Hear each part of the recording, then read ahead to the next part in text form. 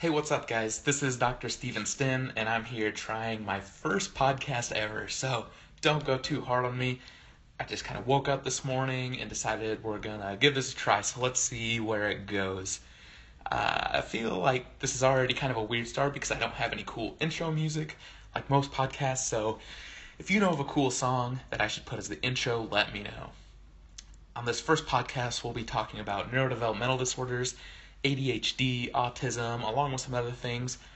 This first podcast is actually just going to be a book summary of a super awesome book I just read called Disconnected Kids by Dr. Robert Melillo. This guy's incredibly smart, and it was one of the better books I've read in a while, so I'm just going to throw out some of my favorite parts of the book and things I thought were really interesting and helpful and see where it goes. So let's just start with a couple stats to begin, because who doesn't like stats? I say that jokingly because I will always remember Statistics 326 was my least favorite class in all of undergrad. But regardless, let's go over some stats. ADHD is now considered the most common childhood health problem worldwide, and it's actually 10 times more likely today being diagnosed than just one generation ago. And also, according to the CDC, about 1 out of every 4 to 5 kids will be diagnosed with a learning or behavior disability before the age of 8. I thought those were pretty mind-boggling stats. That's getting very common. So what's causing this epidemic rise in childhood neurological issues? One factor you can point at our environment. There's more screens, there's more technology, we're faster paced, we have more stress, there's toxins all around us. That is all going to equal not being able to process information in a healthy way. But before we continue, I just want to say I'm a big believer in that there's rarely ever just one factor that's causing something. Usually, most everything's multifactorial. So when people ask me, what causes X? Well, usually it's A, B, C, D, and a ton of things that basically make up a recipe that eventually give you, say, ADHD. So there's way more factors than I could ever cover in one podcast, but it's in my experience when it comes to a child with neurodevelopmental challenge, one big factor is they typically have an issue with how their nerve system's working, specifically an imbalance.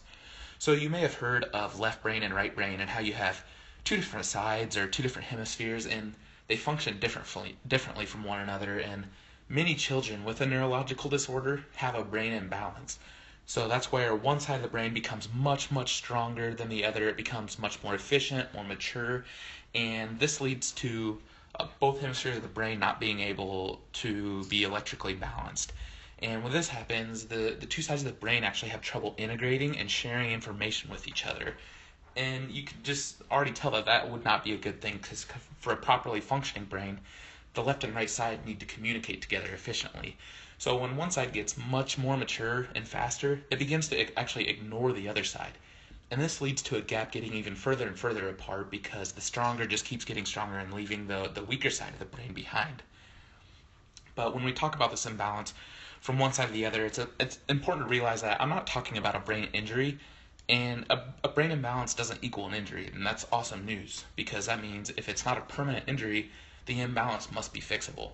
So just because this is how your child's brain is functioning today, that doesn't mean that that's how your child's brain has to function in the future, because scientists have actually found that the brain is very plastic. And I'm not talking about, plastic the material, I'm talking about neuroplasticity, which means that your brain can change. And it used to be thought that your brain didn't change and you were born with what you had, but now they found that based on what you stimulate your brain with, you can actually change it physically and chemically. So your brain can actually get larger, it can grow more connections, the weak side of the brain can rewire and catch up to the strong side, the more mature side of the brain, when it's stimulated properly. In the book, Dr. Melillo had some really cool research, and he actually compared autistic kids to non-autistic kids, and he measured the electrical activity in their brains and what differences they had. And he found with autistic children, they had very, very strong left brains, and their right brains were very weak, and it was a huge imbalance.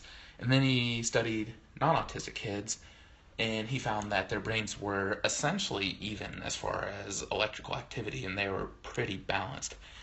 Another thing that was cool, and another study that kind of matches what he said, is your right side of the brain kind of, as an infant, it helps you crawl and roll over and start to learn how to walk and sit up.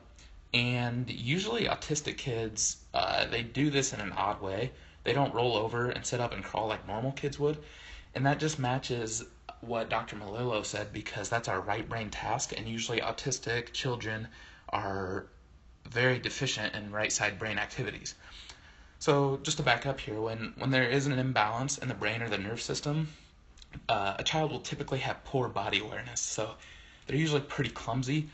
They move around awkwardly. They're not very fluid when they move, and they probably have poor handwriting because their fine motor skills are a little off.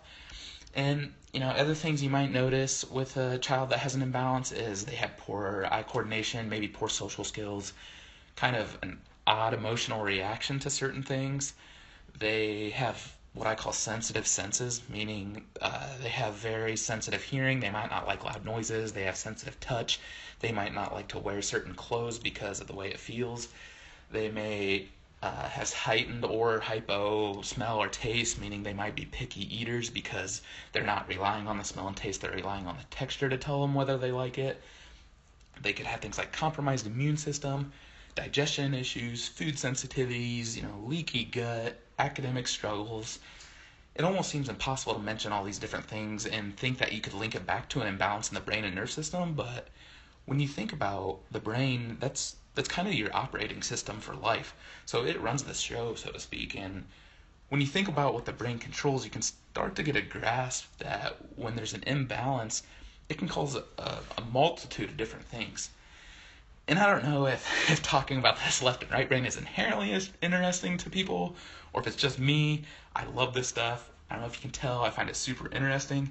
But nonetheless, since I found it interesting, I thought you guys might too. So when you hear people talk about, left brain, these are some of the things the left brain is in charge of. So the left brain is in charge of small picture thinking. So that would mean that they're very detail oriented. They pick up on very minor details. They usually have a pretty high IQ. They like math calculations.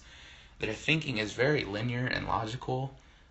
They generally have a curious and impulsive side to their actions, and they prefer routine over maybe a new twist in the schedule. So those were all left brain characteristics. Now I will say some things about the right brain. So the right brain's in charge of big picture thinking. It can see the whole picture.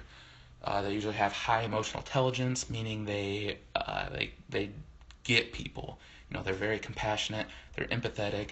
They understand nonverbal cues better, so that makes them a lot better in social situations. They can understand very abstract concepts and ideas and art. So those are right brain things. So now if you think about your child and whether they sound more like that first group or the second group, usually kids with ADHD, autism, Asperger's, OCD, ODD, all those other alphabet soups, they typically sound like the first group. And that was the group that was left brain strong and right brain weak. And kids diagnosed with dyslexia, eating disorders, maybe even a reading disorder, they will likely sound like that second group, which was right brain strong and left brain weak. I hope you guys had fun on this first round of the podcast. I hope you learned something new. Even though my emphasis in this podcast was on mostly ADHD and autism, they covered several different disorders in this book. They covered processing disorders, nonverbal disabilities, sensory processing disorders, all kinds of neurodevelopmental things. And these kids have found help by getting balance back to their brain and their nerve system. So if you have a child with a neurological disorder, I would encourage you to grab a copy of Disconnected Kids by Robert Melillo, because it was an absolutely fantastic book. If you don't have time to read it, I hope this quick synopsis helped. Let me know if you have any questions. Like, comment, share this post. Let me know if you want me to do another podcast, or if there's a specific subject you want me to do. Maybe it's what you're struggling with or what your child's struggling with.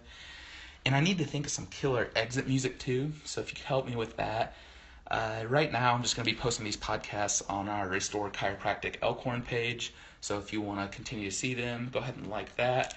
But until next time, guys, I'll see you later.